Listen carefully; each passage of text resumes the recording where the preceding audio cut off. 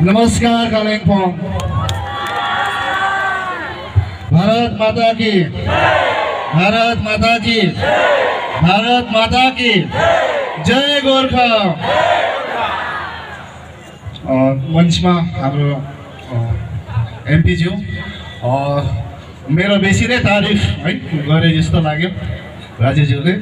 अनि उनले जुन चाहिँ कामको बारेमा सरले भन्नुभयो है, हाम्रो कालिम्पोङमा के हुनुपर्ने, कसरी हुनुपर्ने, सरले सबै कुरो बताइहालिदिनु भयो। अनि मलाई लाग्छ कि अब भोलिदेखि हामी त्यो कामको पछि लागौँ होला है। किनभने म गाउँ गाउँ घर घरमा गएर तपाईँहरूलाई भोट माग्दाखेरि तपाईँहरूको आँखामा त्यही सपना थियो कि तपाईँहरूको गाउँ घरमा जुन चाहिँ समस्याहरू छ त्यो कसरी पुरा हुन्छ भन्ने त्यो चिज मैले तपाईँहरूको आँखामा देखेको थिएँ। अब तपाईँहरूले जिताएर हामीलाई मलाई एउटा एमएलए बनाउनु भयो। अब मेरो काम छ या मेरो पार्टीको काम छ कि अब तपाईँहरूको जुन चाहिँ सपना छ, तपाईँहरूले जुन चाहिँ हेर्नु भएको छ कि हाम्रो गाउँमा यो चाहिएला, हाम्रो गाउँमा यो समस्या छ, त्यो पुरा गर्ने दिन अब हामीले गर्नुपर्छ भन्ने मलाई लाग्छ। अनि आज शहीदको फ्यामिली है सबैलाई हामीले बोलाएको थियौँ, सायद सबैजना आउनु भएन होला, केही कारणवशले आइपुग्नु भएन जस्तो पनि लाग्यो मलाई। तर तपाईँहरूलाई हामीले आउने दिनमा फेरि बोलाउने छौँ अनि तपाईँहरूलाई भेटेर फेरि हामी तपाईँहरूलाई खदा अर्पण पनि गर्नेछौँ। अनि भन्न चाहन्छु कि हेर्नुहोस्, हामी त गोर्खे हो है, पार्टी त चलिबस्छ, तर सबैभन्दा ठुलो चाहिँ मलाई लाग्छ कि हामी मिलेर बसेको चाहिँ राम्रो हुन्छ जस्तो लाग्छ।